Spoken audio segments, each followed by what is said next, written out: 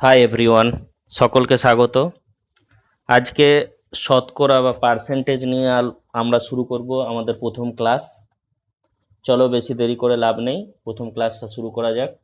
প্রথম ক্লাসে আমরা পার্সেন্টেজের যে বেসিক কনসেপ্ট সেইগুলোকে নিয়ে আলোচনা করব, এবং আমি সবসময় অঙ্কের সাথে সাথে কনসেপ্ট ক্লিয়ার করি। তোমরা অঙ্ক দেখবে টাইপ ওয়াইজ আমি অঙ্ক নিয়ে আসি। শতকরার ক্ষেত্রে রেশিও অ্যান্ড প্রপোর্শনের ক্ষেত্রে আমি একই করেছি। তোমরা রেশিও প্রপোর্শনের আগের ক্লাসগুলো দেখবে, এবং শতকরাতেও আমি এইভাবেই সাজিয়েছি টাইপ ওয়াইজ, একদম বেসিক থেকে অ্যাডভান্স লেভেল অবধি। চলো তাহলে শুরু করা যাক। আজকের প্রথম কনসেপ্টটা কি আলোচনা করব। ফার্স্ট আমাদেরকে কি জানতে হবে যে শতকরা বা পার্সেন্টেজ পার্সেন্টেজ ব্যাপারটা কি। কালিটা আগে চেঞ্জ করে নিই, কালিটা লাল থাকলে অনেকেরই অসুবিধা হয় বলেছ, তাই সাদা করে নিই। দেখে যাক, পার্সেন্টেজ বা কি হচ্ছে শতকরা, জিনিসটা কি। পার্সেন্টেজের চিহ্নটা আমরা কি ইউজ করি সবাই জানি, মোটামুটি এই চিহ্নটা ইউজ করি। অর্থাৎ পার্সেন্টেজ মানে প্রতি একশোতে কত, প্রতি একশোই কত, একশোতে কত, এটাই যদি আমরা চলিত ভাষায় বলতে চাই সেটাই।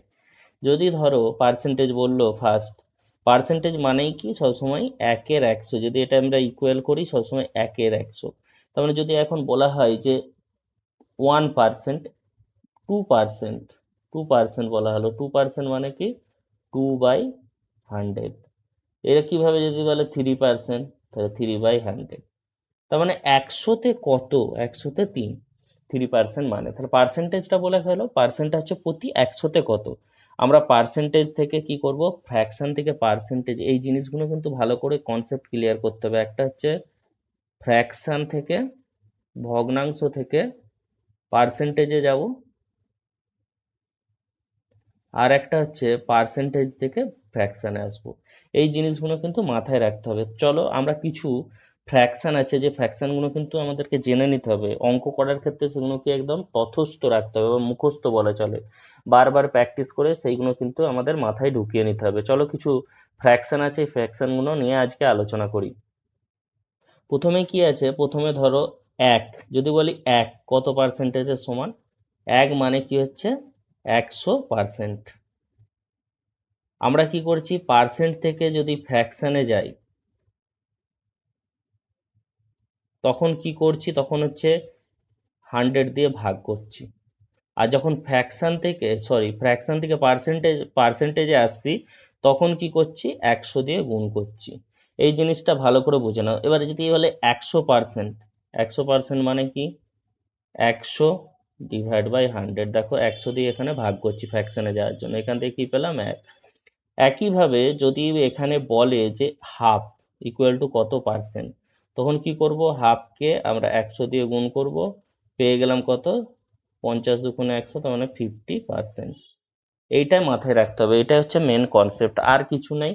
এখানে আমরা কি করব, এখানে কিছু কিছু ফ্র্যাকশন জেনে নেবো। যেমন হাফ আমরা পেয়ে গেলাম 50%-এর সমান, একের তিনটা কত সমান হবে 33, 1/3%। অর আমাদেরকে দশমিক মানটাও কিন্তু জেনে রাখতে হবে, 33.33%, এটাও মাথায় রাখতে হবে। এইভাবে আমরা কিছু ফ্র্যাকশন আছে সেগুলো জেনে নেবো। 1/4 মানে কত, 4/25 25%। 1/5 মানে 20%।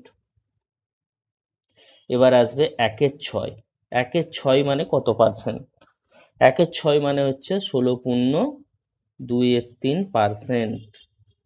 অর 16.66%। এটা কিন্তু ভেরি ভেরি ইম্পর্টেন্ট, মনে রাখবে, এটাও ইম্পর্টেন্ট, মনে রাখবে। 1/7, 1/7 সমান কত, 14.28, 14.28%। অর 14 কত হচ্ছে 2/7%। এটা 2/7%, এটা মাথায় রাখতে হবে। তারপরে আমরা কি পাবো, তারপরে পাবো 1/8, 1/8টা ভেরি ভেরি ইম্পর্টেন্ট, মনে রাখবে। এটা 12.5%। অর কি হচ্ছে 12.12%, এটা লিখতে পারি। 1/9 মনে রাখবে, ভেরি ভেরি ইম্পর্টেন্ট। 1/9 হচ্ছে 9×11 11.9% or 11.11%, এটা মনে রাখতে হবে।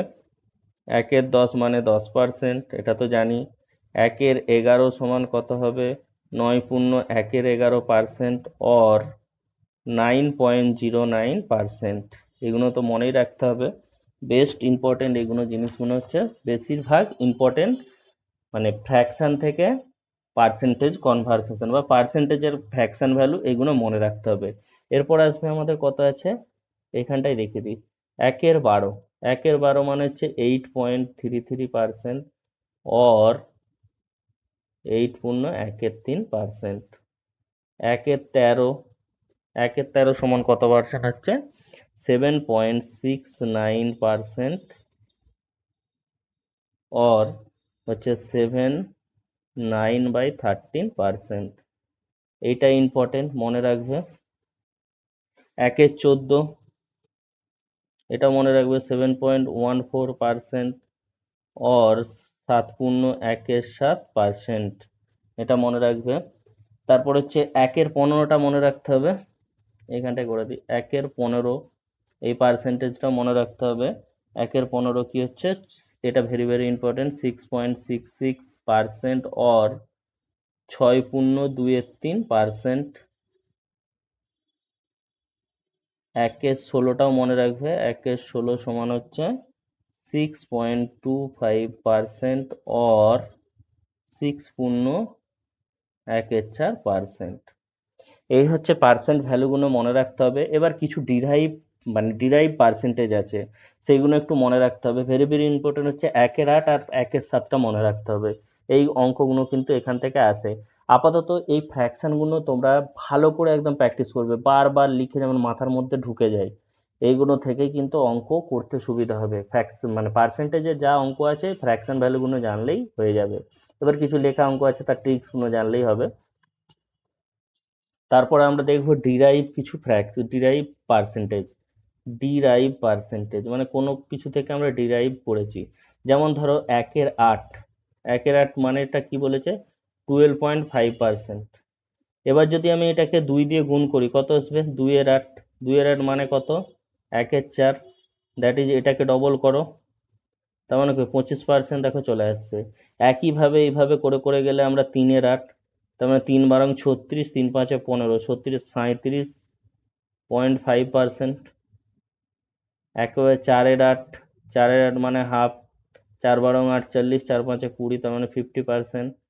একইভাবে 5/8, তার মানে 5/8, 5 × 60 আর 5×5 = 25, তার মানে 62.5%। 5/8, 6/8, 6/8 মানে কত, 3/4, দ্যাট ইজ 75%। 6 × 72, 5 × 30, 75%। 7/8 করো, 7/8 মানে 7 × 84, প্লাস কত হবে, 5 × 7 = 35, 5 × 7 = 35, 84, 5 × 7 = 35, তার মানে 84, 7/8 মানে হচ্ছে 84 আর 3 87, 87 পূর্ণ কত হচ্ছে 5%। এটাও কিন্তু মনে রাখতে হবে, ইম্পর্টেন্ট ফ্র্যাকশন হচ্ছে এটা। তার মধ্যে এইটা খুব ভালো করে মনে রাখতে হবে, এইটা, এই তিনটা একদম ভেরি ভেরি ইম্পর্টেন্ট মনে রাখতে হবে, অঙ্ক করার ক্ষেত্রে একদম লাগবেই। এবার আমরা কিছু 1/7 দিয়ে, অর্থাৎ 1/7 সমান আমরা কি পেয়েছি, 14.27%, এটা পেয়েছি তো। তাহলে এখান থেকে যদি আমরা 2/7 করি, উপর নিচে 2 দিয়ে গুণ করো, 14 × 2 = 28 আর 2 × 2 = 4, 4/7, 14, 28 4/7%। একইভাবে যদি 3/7 করো, তাহলে কত হচ্ছে, 3 × 14 = 42, 6/7%। 4/7 করলে 4 × 14 = 56, 4 × 2 = 8/7, 8/7 মানে হচ্ছে 56-এর সাথে 1 যোগ হয়ে যাবে, 57.17%। এইটা খুব ইম্পর্টেন্ট, 4/7টা 57.17%, অনেক সময় অঙ্কে দিয়ে দেয়, এটা কিন্তু মাথায় রাখতে হবে। আর একটা মাথায় রাখতে হবে 5/7, 5/7 সমান কত হবে, 5 × 14 = 70, আর 5×4 = 70 আর 5×2 = 10, 10-এর 7, তার মানে 70, মানে এখান থেকে 1/7 71 3/7%। এটা মনে রাখতে হবে, এই দুটো এখানে ভেরি ভেরি ইম্পর্টেন্ট হচ্ছে 4-এর 7 আর 5-এর 7। এইভাবে কিন্তু আমরা এই ফ্র্যাকশন ভ্যালুগুলোকে মনে রাখতে হবে পার্সেন্টেজের, দিলেই যেমন আমরা চট করে করে ফেলতে পারি, তাহলে আমরা কিন্তু অনেক অঙ্ক অনেক সহজে এবং খুব তাড়াতাড়ি করে ফেলবো। এবার কিছু হচ্ছে ফ্র্যাকশন, ধরো বড় বড় দেয়া আছে, কিভাবে সেগুলোকে তুমি করবে। সাপোজ ধরো 216 দিয়ে দিয়েছে, ধরো এরকম একটা দিয়েছে। তাহলে এখানে আমরা এটাকে ভেঙে কি লিখতে পারি, 200% প্লাস কি করতে পারি, 16.2-3%। এটা লিখতে পারি তো। 200 মানে কত, 2, 16.2-3 মানে 1/6, তাই তো। 16.2-3% সমান কত, 16.2-3 মানে 1/6। তাহলে 2 প্লাস 1/6, 6 দুগুণে 12, 1-এ 13, 6, এই আমরা পেয়ে গেলাম। এটাকে কি করলাম, এটাকে ফ্র্যাকশানে নিয়ে চলে এলাম ভেঙে ভেঙে। একইভাবে ধরো যদি এরকম একটা কিছু দেয়, যে সাপোজ আর একটা করি, 58.33%, এরকম কিছু একটা দিয়েছে। তাহলে এটাকে আমরা কি লিখতে পারি, 50% প্লাস 8.33%। তাহলে এখানে 50 মানে কত, হাফ, আর 8.33-র মানটা কত, এই একটু আগে আমরা করেছি। এই জন্যই বললাম যে ফ্র্যাকশন ভ্যালুগুলো কিন্তু মনে রাখতে হবে। তাহলে এখান থেকে কি পাবো, 12, 6, 1 সমান হচ্ছে 7/12। এইভাবে আমরা ফ্র্যাকশন ভ্যালুগুলো নিয়ে আসবো। এইগুলো কিন্তু মাথায় রাখতে হবে যে কিভাবে এগুলোকে আমরা ভাঙবো। আরো একটা দেখিয়ে দিই, খুবই সোজা। 433 পয়েন্ট ধরো 33% আছে, এরকম দিয়ে দিয়েছে। এটাকে আমরা কি লিখতে পারি, 400% প্লাস কি করতে পারি, 33.33%, এটা লিখতে পারি। তাহলে এখান থেকে 400% মানে 4, আর এটা 1/3 হবে, 33.33% মানে 3×4 = 12, 1-এ 13, 3, এটা হচ্ছে ফ্র্যাকশন ভ্যালু। এইভাবে কিন্তু আমরা যদি কোনো একটা বড় পার্সেন্টেজ দিয়ে দেয়, সেটাকে ভেঙে আমরা এইভাবে করে নিতে পারি। আর একটা কনসেপ্ট আমরা দেখাবো, কনসেপ্টটা একটু বুঝো। আচ্ছা, এখানেই দেখিয়ে দিচ্ছি আমি, অঙ্ক চলে আসছে, আমি অঙ্ক এখানে আর একটা কনসেপ্ট আমি একটু বুঝিয়ে দিই ভালো করে। একটা হচ্ছে কনসেপ্ট রয়েছে ইনক্রিমেন্ট বা ডিক্রিমেন্ট, ইনক্রিমেন্ট, আর কি হচ্ছে ডিক্রিমেন্ট কনসেপ্ট। আমরা অঙ্ক করতে করতে কনসেপ্টগুলো ক্লিয়ার করব, তবু আমি এই জিনিসটা একটু বলে দিই। ধরো কোথাও বললো 25% ইনক্রিমেন্ট, 25% ইনক্রিমেন্ট হয়েছে, বৃদ্ধি হয়েছে। তাহলে 25% সমান আমরা কি লিখতে পারি, 1/4। ফ্র্যাকশনে 4/25 25% সমান কত হচ্ছে, 1/4। তাহলে এখান থেকে আমরা কি বলতে পারি, এটা হচ্ছে অরিজিনাল ধরবো, প্রথমে যেটা অরিজিনাল, আর এইটা কি হচ্ছে, এটা হচ্ছে বৃদ্ধি। এখানে বলেছে 25% বৃদ্ধি, 4-এর যদি তুমি 25% বের করো, ধরো 4-এর 25% বের করছো, 25-এর 100, 4, তার মানে কত, 1 আসছে। তার মানে 4-এর এই যে বৃদ্ধি বা হ্রাস যদি কোনো জায়গায় বলে, তাহলে সবসময় উপরেরটা হবে হ্রাস বা বৃদ্ধি, আর নিচেরটা হবে কি, অরিজিনাল। তার মানে এখানে প্রথমে কত ছিল, প্রথমে ছিল 4, এখন কত হয়েছে, এখানে কি বলেছে, বৃদ্ধি, বৃদ্ধি মানে যোগ হয়ে যাবে, এখন হয়ে গেছে 5। এবার যদি বলে এটা হ্রাস পেয়েছে, ধরো 25% যদি বলে হ্রাস, তখন কি করবে, তখন 25% মানে 1/4।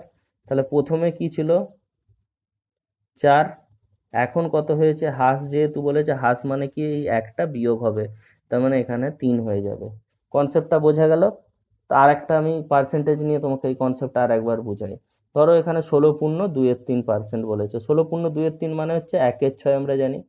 বললো এটা হ্রাস পেয়েছে, তার মানে প্রথমে কি, প্রথমে 6 ছিল, এখন হ্রাস পেয়ে এখন কত হয়েছে, এখন হয়ে গেছে কত, 6 থেকে 1 বিয়োগ হয়ে যাবে, 6-এর 16.2-3% মানেই হচ্ছে 1, তার মানে এটা 5 হয়ে যাবে। বোঝা গেল ব্যাপার, কনসেপ্টটা ইনক্রিমেন্ট ডিক্রিমেন্ট। চলো এগুলো অঙ্ক করতে করতে আরো পরিষ্কার হয়ে যাবে তোমাদের কনসেপ্টটা। চলো প্রথমে কি অঙ্ক ধরেছি দেখে নিই। দেখো প্রথমে একটা অঙ্ক ধরেছি যে কোনো একটা সংখ্যার 31.66% হলো 1140, তাহলে সংখ্যাটি কত? এবার দেখো এখানে আমি 31.66% বলেছি, তাই তো। এটাকে আমরা কি করতে পারি, একটা জিনিস আমার একটু বলা হয়নি। ধরো যদি এখানে 1/3 সমান কি হচ্ছে, যদি তুমি 1/9 করো, 1/9 মানে কত, আমরা সবসময় এটাকে যদি ভ্যালুতে নিই 0.11, এটা যদি ভ্যালুতে নিই, আর যদি পার্সেন্টেজে নিই সেটা কি হবে, 11.1/9%। ঠিক আছে, এটা মাথায় রাখবে। এখানে যদি এইবার যদি আমি এখানে করি যে 0.66 এর মানটা কি হবে, 6/9 হবে। 6/9 মানে কত হবে, 3 দিয়ে যদি কাটো 2/3 হবে, তাই তো। তাহলে এখানে এই যে ভ্যালুটা রয়েছে 31.66, আমি এটাকে এইভাবেও লিখতে পারি যে 31.23%। লিখতে পারি কি পারি না, কারণ 2/3 মানটা কত, যদি আমরা ভ্যালুতে নিই 0.66, তাহলে এখানে 0.66 মানে কি আমি 2/3 লিখতে পারি। তাহলে এইটাকে যদি আমি ভেঙে যদি পূর্ণ ভগ্নাংশে নিয়ে আসতে চাই, তাহলে 3 তিরিকে 9, 93 2 95 3%। ঠিক আছে, এবার বলছে কোন একটি সংখ্যার এত পার্সেন্ট, তাহলে যদি সংখ্যাটা ধরো সাপোজ এক্স এর 95/3% সমানই বলে দিয়েছে কত, 1140, তাই তো। তাহলে এখন এক্সটা যদি বের করতে চাই, তাহলে এখানে 1140 উপরে 3 গুণ হবে পার্সেন্টেজের জন্য, নিচে 100 ছিল উপরে 100 হয়ে যাবে, নিচে কত হয়ে যাবে 95। বোঝা গেল ব্যাপারটা, 100 পার্সেন্টেজ মানে তো নিচে 100, তাই 100টা ওইদিকে গুণ হয়ে গেছে, 3টা গুণ হয়ে গেছে, নিচে 95 হয়ে গেছে। তাহলে এখানে যদি কাটাকুটি করো 5 কুড়ি 100, 5 19 95, 19 দিয়ে কি কাটবে, হ্যাঁ 6 6 54 4, 1 6 6 আর 5 11, তাহলে এখানে 60, তার মানে এটা গুণ করলে কত হবে 3600, 3 দুগুণে 6 6 6 3600। তাহলে এখানে অ্যান্সারটা কত হবে, অ্যান্সারটা হবে এ। চলো পরের অঙ্কটা দেখি। পরের অঙ্কটা কি বলেছে, পরের অঙ্কটা বলেছে যখন কোনো সংখ্যার সাথে 850 যোগ করা হয় তখন সংখ্যাটি নিজের 116% হয়ে যায়, সংখ্যাটি নির্ণয় করো। তাহলে এখন 116.23%, এটাকে আমরা কিভাবে লিখতে পারি, যে 100% প্লাস 16.23% লিখতে পারি কি না। 100% মানে 16.23% মানে কত, 1/6, তার মানে এটাকে লিখতে পারি 7/6। ঠিক আছে, তাহলে এখন সংখ্যাটা প্রথমে কত ছিল 6, এখন কত হয়ে গেছে, এখন হয়ে গেছে 7। প্রথমে কত ছিল 6, এখন হয়েছে কত 7 সংখ্যাটা। ঠিক আছে, এটা মাথায় রাখো, এটা কিন্তু বৃদ্ধি বা হ্রাস কিছু বলেনি, এখানে সংখ্যাটা হয়ে গেছে এখন 7/6, তার মানে কি 6 ছিল সেখান থেকে 7 হয়ে গেছে, বৃদ্ধি কত হয়েছে, বৃদ্ধি হয়েছে 1। 1 মানে কত বলে দিয়েছে 850, 1 বরাবর কত 850-এর সমান, কারণ 850 যোগ করা হয়েছে, তাহলে 6 এর সাথে 1 যোগ করলে কত হচ্ছে 7 হচ্ছে, তার মানে এদের ডিফারেন্সটা কি হচ্ছে 1। 1 মানে এখানে বরাবর কত হচ্ছে 850-এর সমান। তাহলে এখানে বলেছে সংখ্যাটি কত, প্রথমে সংখ্যাটা কত 6 ছিল, তাহলে 6 ইন্টু 850, আর পরের সংখ্যাটা হয়েছে 7 ইন্টু 850। যদি পরেরটা চাইতো যে পরে কত হয়েছে, কিন্তু আমাকে আগেরটা চেয়েছে, অর্থাৎ সংখ্যাটা চেয়েছে, তাহলে এটা কত হয়ে যাবে, 5 ছক 30-এর জন্য 6 8 48 আর 3 51, 5100। তাহলে অ্যান্সারটা কত হবে, অ্যান্সার হবে বি। ভালো করে অঙ্কটা বুঝো, বলেছে কোনো সংখ্যার সাথে 850 যোগ করা হলে সংখ্যাটি নিজের 116% হয়ে যায়। তার মানে অ্যাকচুয়ালি দেখতে গেলে কি হয়েছে, সংখ্যাটা তো 100% ছিল, কোনো সংখ্যা মানে কি সেটা 100% সে হয়ে গেছে 116.23%, তার মানে বৃদ্ধিটা কত হয়েছে 16.23%। এইভাবেও করতে পারো, 16.23 মানে 1/6, তাহলে 6 আগে ছিল, বৃদ্ধি পেয়ে কত হয়েছে 1 বৃদ্ধি পেয়ে গেছে, তার মানে 7 হয়ে গেছে। একই যেভাবে খুশি করলেই হবে, তার মানে প্রথমে সংখ্যাটা 100% ছিল, বৃদ্ধি পেয়ে কত হয়েছে 116.23%। তার মানে অ্যাকচুয়ালি বৃদ্ধিটা কত, বৃদ্ধিটা হচ্ছে 16.23%, 16.23% মানে 1/6, তার মানে এখানে বৃদ্ধি বলেছে, তাহলে প্রথমে ছিল 6, বৃদ্ধি পেয়ে হয়েছে কত 7। এইভাবেও করতে পারো, কোনো প্রবলেম নেই। চলো পরের অঙ্কটা দেখি। পরের অঙ্কটাকে বলেছে কোনো সংখ্যা থেকে সেই সংখ্যার 9.1-11% কমানো হয়, তবে সংখ্যাটি কমে হয় 1210, প্রকৃত সংখ্যাটি নির্ণয় করো। দেখো এই একই ভাব, 9.1-11% কমানো হয়েছে, 9.1-11 মানে কত, 1/11 ভগ্নাংশটা, তার মানে প্রথমে সংখ্যাটা ছিল 11, কমেছে, তার মানে এই পার্সেন্টেজটা কমেছে। 11 সমানই 1। তাই 11 থেকে প্রথমে সংখ্যাটা কত ছিল? 11 ছিল, কিন্তু কমে কত হয়েছে এখন? এখন কমে হয়েছে 10, কারণ এ থেকে 1 কমেছে। 9 × 1 = 11% মানেই তো 1/11। এই কনসেপ্টটা কিন্তু আমি দেখালাম। তো এই কনসেপ্টটা কি হচ্ছে, সংখ্যাটা ছিল 11 হয়ে গেছে 10। তাহলে 10 বরাবর কার সঙ্গে সমান হবে? 1200। 10-এর সঙ্গে সমান হবে, এখন সংখ্যাটা কমে হয়েছে 1210। তাহলে এর সঙ্গে 121 গুণ করলে 1210, এর সঙ্গে 121 গুণ করলে কত হবে? 1 3 3 1। সবাই নিশ্চয়ই 11 দিয়ে গুণের নিয়মটা জানো। যদি না জানো আমি একটু দেখিয়ে দিই 11 দিয়ে শর্টকাট গুণের নিয়মটা কি। 232 ধরো 11 দিয়ে গুণ করলে, সাপোজ 11 দিয়ে গুণ করা মানে এই দুইটা বোস করিয়ে দাও, এইটার সঙ্গে এটা যোগ করো 3 2 5, এইটার সঙ্গে এটা যোগ করো 3 2 5, আর এই দুইটা রয়ে যাবে। একইভাবে ধরো যদি এরকম বলে 712 × 11, তাহলে এখানে কি হবে? প্রথমে এই দুইটা রয়ে যাবে, এইটার সঙ্গে যোগ হবে 2 1 3, এইটার সঙ্গে যোগ হবে 7 1 8, 7-এর পর আর কিছু নেই, সেই 7 বসে গেল, 7 8 3 2। এটা হচ্ছে 11 দিয়ে গুণ করার শর্টকাট নিয়ম। বোঝা গেল? আশা করি তোমরা বুঝেছো। এইভাবে অঙ্কগুলো কিন্তু করতে হবে। এই যে কনসেপ্ট, এই কনসেপ্ট ক্লিয়ার না হলে কিন্তু অঙ্ক হবে না। অঙ্ক করতে গেলে একটা জিনিস মাথায় রাখতে হবে, এক হচ্ছে কনসেপ্ট, আর একটা হচ্ছে ক্যালকুলেশন, আর একটা কি বলবো এর সাথে, প্র্যাকটিস। যত প্র্যাকটিস করবে তুমি অঙ্কে তত ডন হয়ে যাবে। চলো আজকে এই পর্যন্তই থাক। আমি 3টে অঙ্ক নিয়েছিলাম ফার্স্ট ক্লাসে। তো আমরা আস্তে আস্তে এইভাবে পার্সেন্টেজটাও ক্লিয়ার করে দেবো তোমাদের। সমস্ত কনসেপ্ট, ক্যালকুলেশন সমস্ত ক্লিয়ার হয়ে যাবে। তোমরা এইভাবে করতে থাকো এবং প্র্যাকটিস করো। যত প্র্যাকটিস করবে তত অঙ্কে কিন্তু তোমরা ততই উন্নতি করতে পারবে। চলো আজকে এই পর্যন্ত থাক। থ্যাংক ইউ সকলকে।